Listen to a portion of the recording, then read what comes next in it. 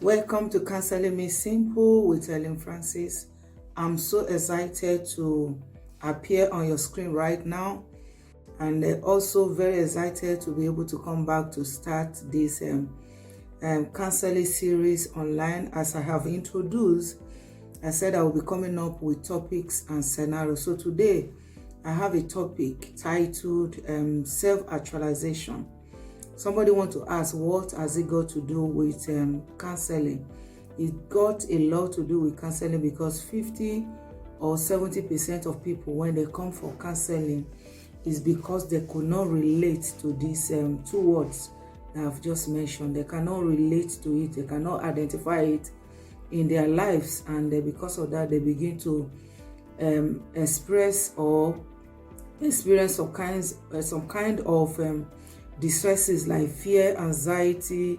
They are becoming anxious, and some of them will develop symptoms of depression. So because of that, they will seek for help, they will seek for counselor, and sometimes if they have people to speak to, they will speak to them. And the reason being is that self-actualization is actually a very important stage in our lives, is a need in our lives, and is a sense of growth. So when we are not seeing that sense of growth, we begin to experience these symptoms that I have mentioned. And I want to define what it is. It is a stage in our lives where we can express ourselves, when we can express the ability and the gift inside of us, where we can show the capacity inside of us, and a state where we can look at ourselves and say we have actually maximized our potential. We can be fulfilled and we can be contented. We can also see this stage in our lives as seeing that we are fulfilling purpose. But when we are not having this sense of growth, or this sense of growth, when we are not seeing it in our lives, that is when we become distressed in life, and people begin to seek for help and ask people if there's a way they can handle whatever issue that they are going through. And I want to tell us the background of this term, how we come about this term, self-actualization. It's actually being introduced by a man called Abraham Maslow in 1943. He came up with what he called hierarchy of needs. Is in 5 stages, this hierarchy of needs. This man is a psychologist, is a positive counselor. He has studied human being, he knows human behavior, human development, and human character, and the way we grow. So he came out with 5 stages of hierarchies, and he said that people will go through these stages in life, and at the end they will get to what we called self-actualization. And the first stage of life that he mentioned was physiological need, that every individual should be able to have. This need is a fundamental basic need of human. Physiological need, underneath we have food, we have water, we have shelter, and we also have air that we breathe.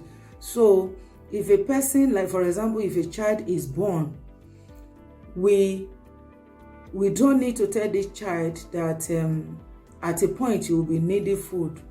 But because this is a need in our lives, as self-actualization, as I mentioned it, is a need in our lives, is an innate capacity in our life to wanting to get to that stage of self-actualization. So when we are coming from the lower stages of it as well, we will be exercising our ability and our capacity to be able to request for those needs. So what he's saying is that a baby will ask for water and ask for food when it is time for them to crave for it. We don't need to tell a baby that when you get to a stage in your life, you'll be needing it. But because it's part of us, we are born with it, they will crave for it, and the caregiver will have to give to that baby.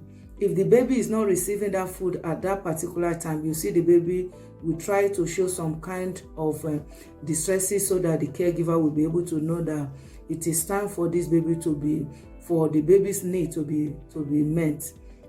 And the second one is safety. Under this, we have security, we have employment, we have morality. Also, this is part of need. This is part of what we crave for. This is part of what we desire to have. A person that is growing in a community, in a society, we want to have a sense of safety. And part of sense of safety is the provision for employment and provision for a place where you can be self-employed if you are not getting employment directly.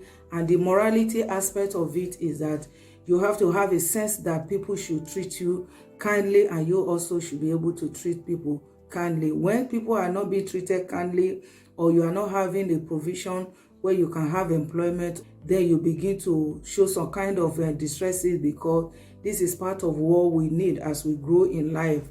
So another stage is the third stage of life, which Maslow introduced to us, which is belonging or love. What he's trying to say again in this stage is that when you grow to a stage in your life, you begin to see that you have family that you recognize, and they also recognize you as their family, and you develop to a level where you begin want to start having friends or get involved or be part of a group of people. And at the same time, you want to have sexual intimacy. You want to begin to look for wife or look for husband, or at a point you want to be attracted to your opposite sex, quote and unquote. This is part of life. When you get to that stage of life and you are not having that, you are not getting it, you want to seek for wife or husband, you are not seeing it, and maybe you don't have family because something happened, you cannot relate to your family, and you have issue with your friend, and these things are not being resolved, people will also begin to show some kind of distress. Then we also move to another one, which he put at number 4. This is self-esteem. Under self-esteem, we have confidence, feeling of achievement or accomplishment, and sense of significance. You want to get to a point in your life as you are growing, because we are talking about psychologists that have studied human behavior, that knows how we grow.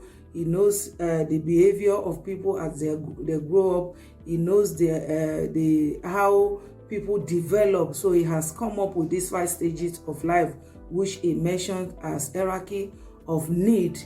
So when people are finding it difficult to be able to have a sense of significance because they are unable to achieve some things in life, so people begin to have some kind of distresses as well. And after that, we go to number 5, which I've mentioned already, which is self-actualization. So the point we're trying to make is that when people cannot successfully go through these 5 stages of life and get to a place where they felt they are being comfortable, where they feel that they are fulfilled and they are able to express themselves, they are able to exercise or maximize their potential or have a sense of achieving purpose in life, people will be distressed. People will show some kind of distresses in one way or the other, and that is why they have to look for people to talk to or people to support them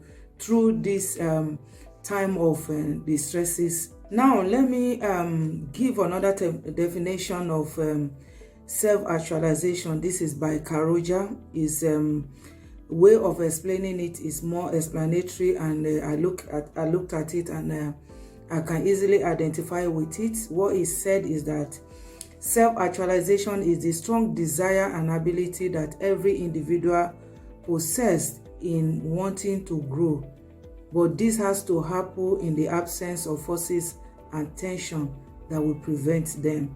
So what he's trying to say is that every individual, when we are born, we have this ability, we have this desire, we have this innate capacity to want to grow, and we can actually grow. And that can happen in the absence of some forces and some tension.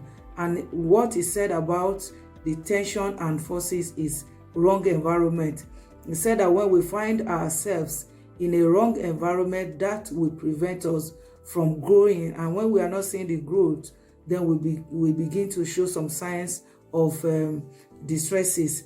And he make an example of potato, because what he's trying to say is that every living thing, anything that can grow, be it plant or fruit, when they can grow, they have the innate capacity to grow if these forces that will prevent them will be removed.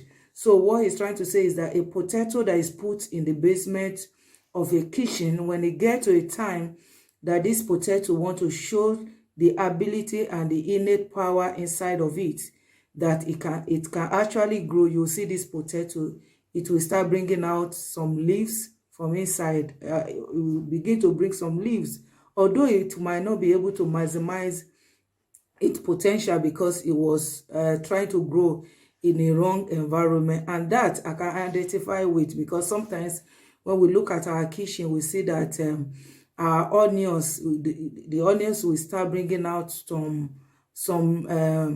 leaf. It will start growing, even though it cannot maximize the way it will actually grow, because it's not meant to be in the kitchen, it's meant to be in the farm. So it's meant to be in the farm or be in an environment where it can grow. So what this is trying to say to us, that we as human beings, that we are created and we are born with this innate power and the ability to grow. When we find ourselves in a wrong environment sometimes, or wrong relationship, we will struggle to grow, because those wrong relationship and wrong environment will be forces that will be standing against our growth, even though we have the desire to grow. So these are one of the reason why people struggle to grow, when they find themselves in that environment that is not conducive for them. Before I move further, I just want to go back quickly to Maslow. At a point in his life or in his career, he realized that even though people get to that stage of self-actualization, that stage that we expect people to be comfortable, where we expect people to be fulfilled, where we expect people to actually maximize potential and be able to express themselves. But he realized that some people, they still show some signs of vacuum inside of them. They are unhappy, they are not satisfied, they appear as if they are not stabilized, even though they have worked hard and they have managed to get to this stage 5, which is self-actualization. So he looked at it and realized that we human beings, we still need a stage to go in our lives. No matter what we acquire in life, no matter what we have in life, there's still something that we need that will sustain us when we get to that stage where we thought we have maximized our potential and we have actually been able to express ourselves, because some people have shown some kind of vacuum in our life, on some kind of not being satisfied. So he added a step to it, which is self-transcendence or self-spirituality.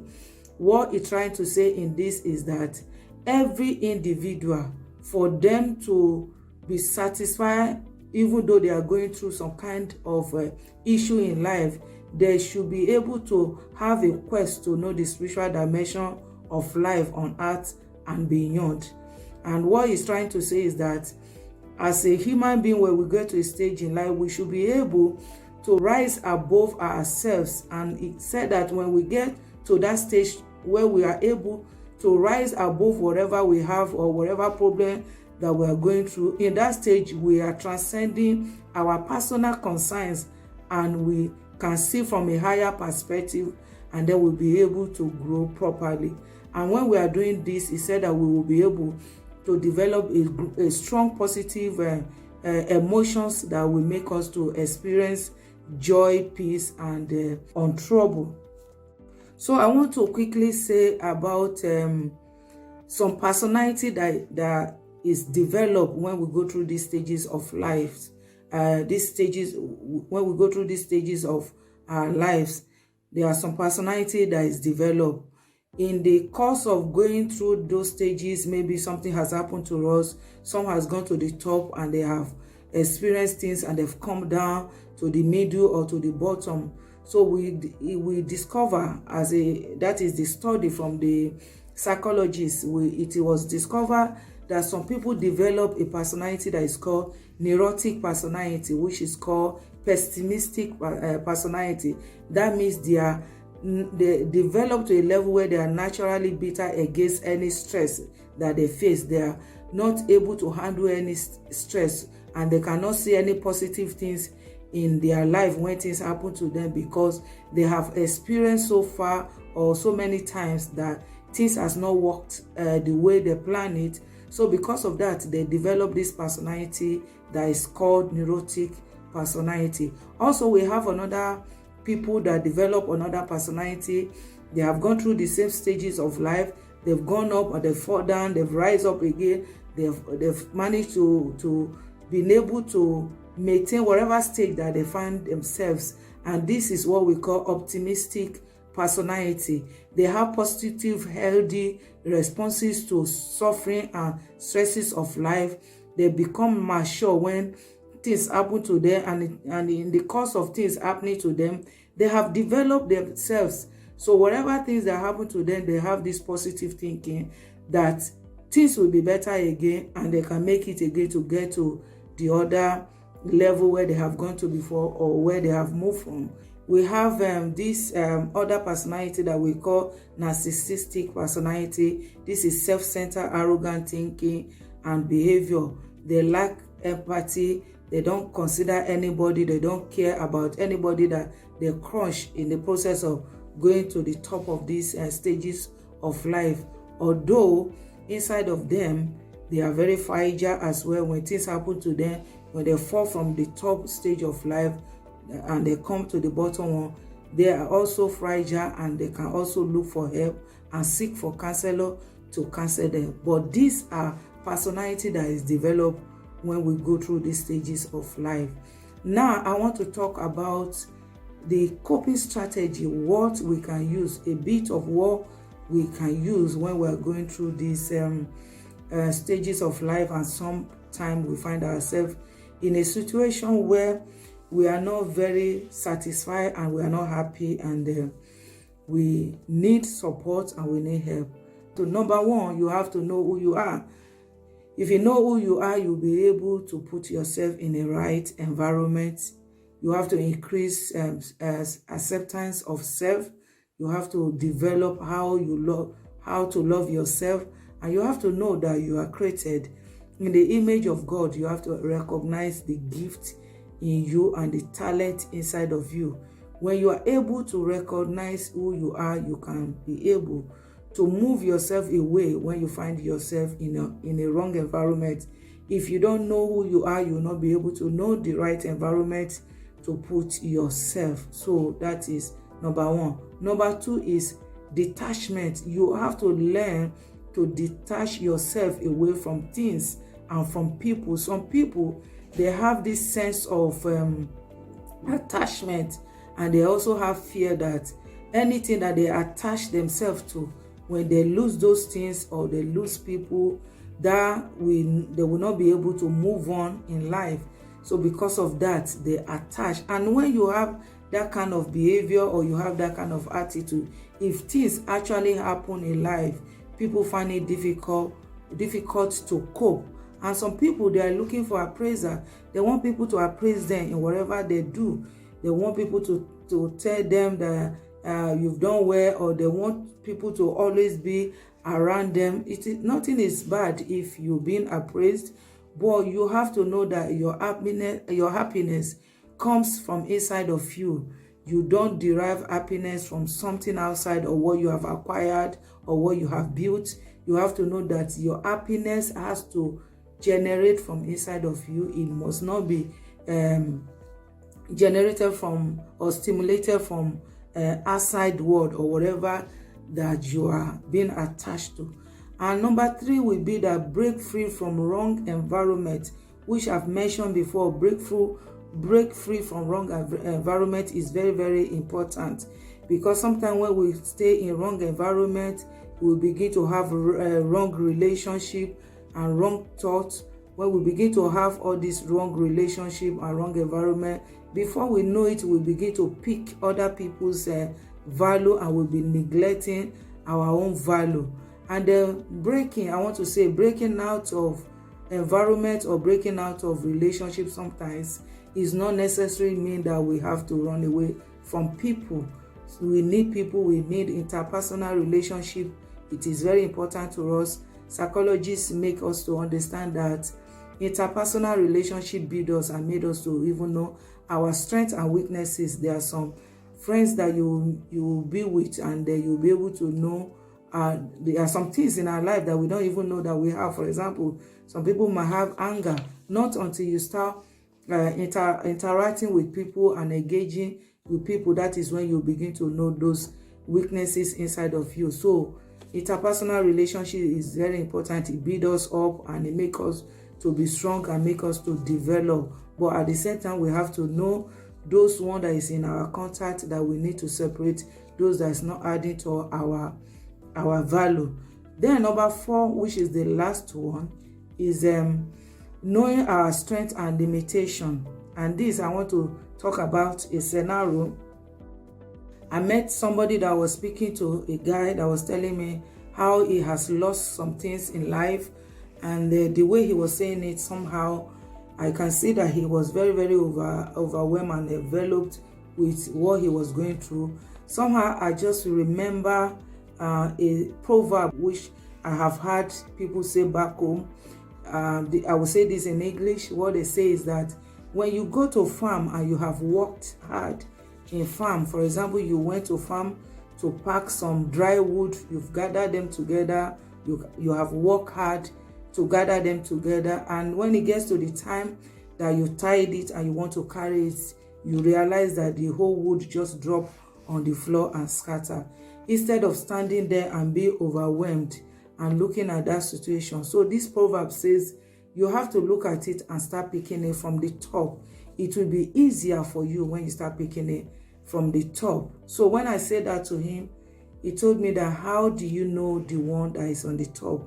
It's like the whole issue has been messed up. So how do you know the one that is on the top that you need to take? This is knowing your strength. Sometimes when we are going through issue, we don't know where to handle issue from. We can go to the bottom of the issue and start picking it. Or the stages of lives that I have mentioned.